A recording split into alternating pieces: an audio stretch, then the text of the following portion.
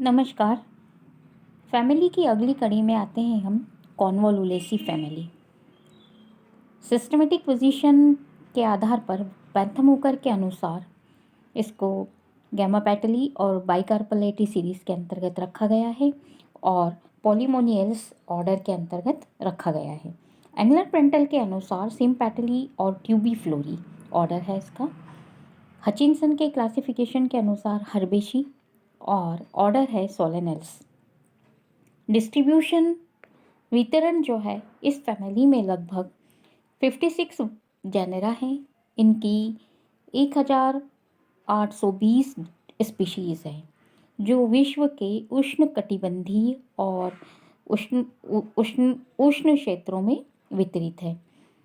भारत में इस कुल की लगभग 20 जेनेरा हैं और 158 स्पीशीज़ पाई जाती हैं जो मुख्यतः दक्षिण और पश्चिम क्षेत्रों में वितरित है।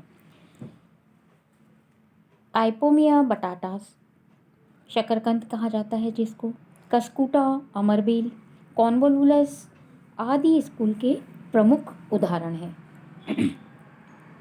वेजिटेटिव कैरेक्टर के अंतर्गत इस कुल के अधिकांश पौधे जो हैं वो हर्बेशियस नेचर के होते हैं या फिर श्रब होते हैं। कुछ पौधे आरोही क्लाइंबर होते हैं जैसे आइपोमिया नील, कस्कुटा, ये भी क्लाइंबर ये पैरासाइट होता है। और ट्री भी पाई जाती हैं जैसे इजी सीबी, ये ट्री के रूप में पाया जाता है। कस्कुटा जो ऑब्लिगेट पैरासाइट होता है, इनमें लीफ और रूट का पूर्णतः अभाव होता है। कुछ पौधे जैसे आइपोमिया बटाटास जिसके अंदर, जैसा कि आप लोग सभी जानते हैं, शकरकंद जो कि एक रूट का मॉडिफिकेशन है जिसके अंदर खाद्य पदार्थ संचित करके रूट मोटी और मांसल हो जाती है, फ्लैशी हो जाती हैं और खाने के काम में आती हैं। तो इतनी तरह की हैबिट हमको हर्ब, श्रब, ट्री, पैरासाइट और मॉडिफिकेशन ऑफ रूट, इतनी सारी चीज़ें इस फैमिली के अंदर हमको दिखाई देती हैं। स्टेम जो है मुख्य रूप से हर्बेशियस, एरियल और ऊर्ध्वशीर्षी, बेलनाकार, शाखित और रोएदार होता है।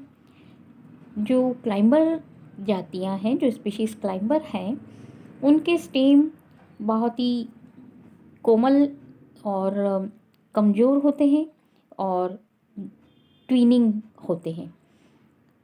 कस्कुटा का स्टेम जो है अत्यंत दुर्बल होता है, येलो कलर का होता है और लेटेक्स युक्त होता है। लीफ जो है प्रायः अल्टरनेट और एक्स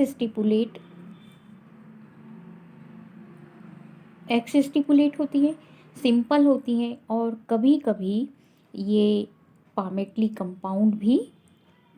कंपाउंड या पिन्नेटली कंपाउंड भी होती है।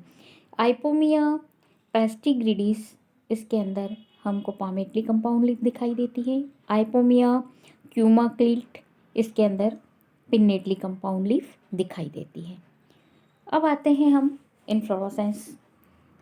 तो ये प्लांट जो आपको दिखाई दे रहा है ये आइपोमिया नील, यहाँ पर आप देख सकते हैं ये जो लीफ है ये पामेटली कंपाउंड लीफ की तरह हमको दिखाई दे रही है। इसके बाद इन्फ्लोरोसेंस, तो पुष्पक्रम जो है वो सामान्यतः एक्सिलरी साइम होता है। कैलिस्टीजिया में सोलिएटरी एक्सिलरी होते हैं। पोराना में पैनिकल साइम इन्फ्लोरोसेंस होता है। इसके बाद फ्लावर जो है, फ्लावर का डिस्क्रिप्शन यदि हम देखें तो प्रायः ब्रैक्टिएट फ्लावर होता है और पैडिसिलेट होता है, मतलब सपुष्पवृंत होता है। कंप्लीट फ्लावर होता है और एक्टिनोमार्फिक फ्लावर होता है, त्रिज्या सममित, सममिति में त्रिज्या सममित। हर्माफ्रोडाइट होता है, पेंटामेरस और हाइपोगाइनस फ्लावर होता है। कैलिक्स 5 होते हैं और अपाती परसिस्टेंट होते हैं और अपाती होते हैं संयुक्त और पालित बाह्यदल पत्रों से निर्मित होता है। बाह्यदल पत्र की पालियाँ कभी कभी असमान होती हैं और जो एस्टिवेशन होता है वो वाल्वेट एस्टिवेशन या फिर इम्ब्रिकेट एस्टिवेशन पाया जाता है। कोरोला पेटल्स 5 होते हैं, गैमोपेटलस होते हैं और जो इन शेप है कोरोला का वो घंटाकार, जैसे कॉन्वोलुलस में हमको घंटाकार दिखाई देता है, फनल के आकार का आइपोमिया में दिखाई देता है, सेमी स्फेरिकल कस्कूटा में होता है और इनका जो एस्टिवेशन है वो इनडुप्लीकेट वेलवेट और या फिर इम्ब्रिकेट एस्टिवेशन होता है। कस्कूटा में दलपुंज के आधार पर 5 कोरोनरी आउटग्रोथ्स होती हैं जो पुंकेसर के एकांतर क्रम में व्यवस्थित होती हैं। एंड्रोशियम जो है वो 5 होते हैं और जो प्राय असमान लंबाई वाले होते हैं और इपीपिटलस कंडीशन होती है। एंथर डाइथिकस इंट्रोस और लॉन्गिट्यूडिनली डिहिसेंस होता है एंथर का। गाइनोशियम प्राय गाइनोशियम जो है वो बाइकार्पलरी ओवरी होती है, जैसे आइपोमिया इरिसिबी। इसकी कुछ जातियों में बाइकार्पलरी ओवरी है, लेकिन कुछ जातियों जैसे आइपोमिया इरिसिबी इनकी जातियों में ट्राई से पेंटाकार्पलरी ओवरी दिखाई देती है। सिनकार्पस होती है, मतलब संयुक्त अंडपी होती हैं। ओवरी जो है वो सुपीरियर ओवरी होती है और बाइलोक्यूलर होती है। प्रत्येक लॉक्यूल में 2 ओव्यूल होते हैं और जो प्लासेंटेशन है वो एक्साइल होता है। कभी कभी फॉल्स सेप्टा बनने के कारण ओवरी जो है वो टेट्रालोक्यूलर हो जाती है। इरिसिबी में ओवरी एक कोष्ठीय और प्लेसेंटेशन पैराइटल होता है। स्टाइल प्राय सिंपल होती है और तंतुरूपी और एक ही होती है, लेकिन कस्कूटा में 2 स्टाइल पाई जाती है। इरिसिबी में स्टाइल अनुपस्थित होती हैं और स्टिग्मा जो है वो बाइलोब्ड, कैपिटेट या फिर द्विशाखित होता है। गाइनोशियम के नीचे एक प्याले नुमा या लोब्ड स्ट्रक्चर होता है जो नेक्टेरिफेरस डिस्क की उपस्थिति प्रदर्शित करता है। ये जो डिस्क्रिप्शन है आप फ्लोरल डायग्राम में यहाँ पर देख सकते हैं। ये कॉन्वोलुलस का फ्लोरल डायग्राम है। ये फ्लावर का एलएस है जो कि हमको पोजीशन बता रहा है ओवरी की पोजीशन। जैसा कि आपको कहा कि लॉक्यूलर हमको टेट्रालोक्यूलर भी फॉल्स सेप्टा के निर्माण के कारण ये यहाँ से यहाँ तक जो है ये एक फॉल्स सेप्टा का निर्माण होने के कारण ये टेट्रालोक्यूलर ओवरी हमको दिखाई दे रही है। नहीं सॉरी, ये बाइलोक्यूलर ओवरी है और प्रत्येक लॉक्यूल के अंदर 2 ओव्यूल हमको दिखाई दे रहे हैं। ये इपिपिटलस कंडीशन शो कर रहे हैं यहाँ पर और ये ब्रैक्टिएट एंड ब्रैक्टियोलेट फ्लावर। इसके बाद ये पत्ती का जो अल्टरनेट पत्तियाँ कह रहे हैं हम, ये अल्टरनेट पत्तियाँ सोलिएटरी एक्सिलरी फ्लावर, ये सोलिएटरी एक्सिलरी फ्लावर। एंड्रोशियम ये इस तरह से हमको यहाँ पर दिखाई दे रहे हैं जो कि द्विकोष्ठीय अंतर्मुखी मतलब कि ये जो फ्लावर की ट्यूब, जो फनल शेप्ड फ्लावर या घंटाकार फ्लावर बेल शेप्ड जो है, तो इसके अंदर की तरफ पाए जाते हैं, इसलिए इनको इंट्रोस कहा जाता है। और ये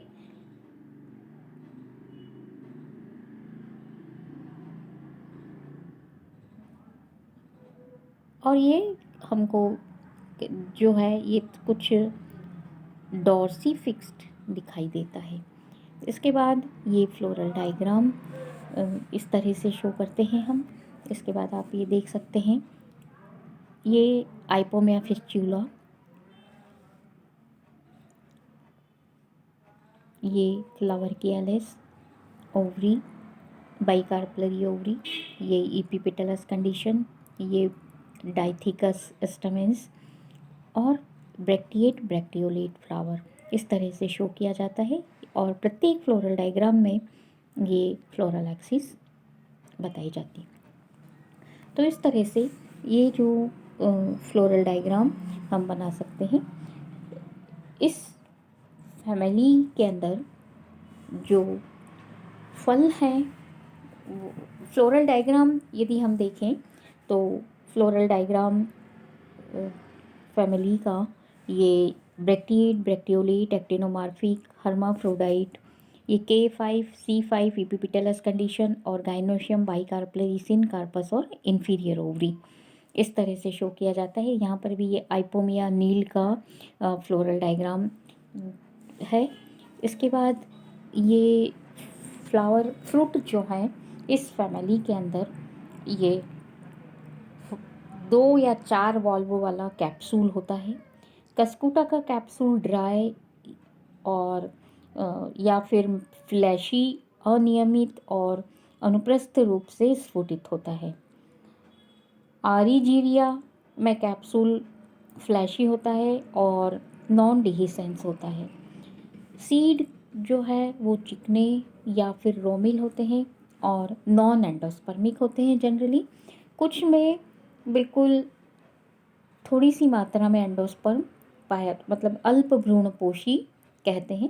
एम्ब्रियो बड़ा होता है और बीज पत्र जो कोटिलिडन्स है वो पैल्टेड होते हैं।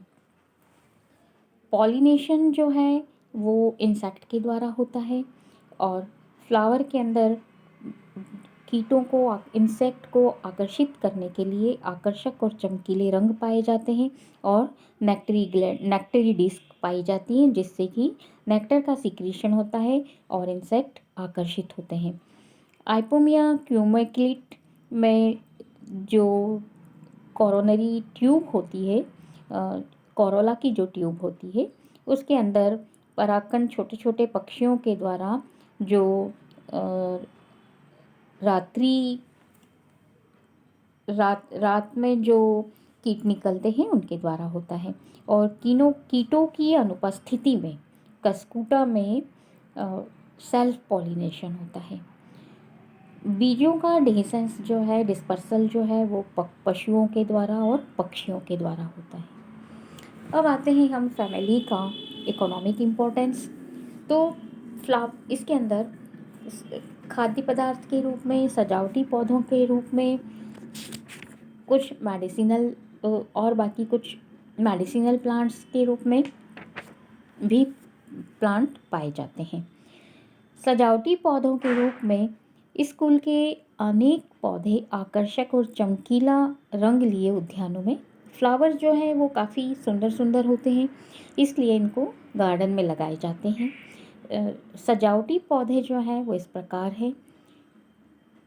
आइपोमिया की अनेक आरोही जातियाँ सुंदर घंटाकार या कीपाकार पुष्पों के लिए उद्यान में लगाई जाती हैं, जैसे आइपोमिया पर्प्यूरिया, आइपोमिया वायोलेसिस, आइपोमिया कैरिका जिसको रेलवे क्रीपर कहा जाता है, आइपोमिया ट्यूबरोसा जिसको वुड रोज कहा जाता है। इसके बाद कैलेनिसिटोन मून फ्लावर कहा जाता है और ये एक पेरिनियल क्लाइंबर श्रब है और रात में इसके फ्लावर खिलते हैं और काफ़ी अच्छी सुगंधित पुष्प खिलते हैं। रात्रि के समय काफ़ी अच्छी खुशबू आती है। आर्जीरिया जिसको मॉर्निंग ग्लोरी कहा जाता है, इसकी नर्वोसा और बेला 2 स्पीशीज़ को गार्डन में लगाया जाता है। पोराना पैनिकुलेटा और पोराना रैसिमोसा ये भी गार्डन में लगाई जाती हैं। आइपोमिया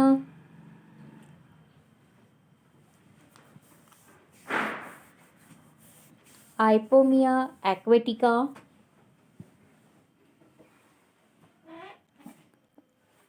आइपोमिया बटाटा जिसको स्वीट पोटैटो कहा जाता है, और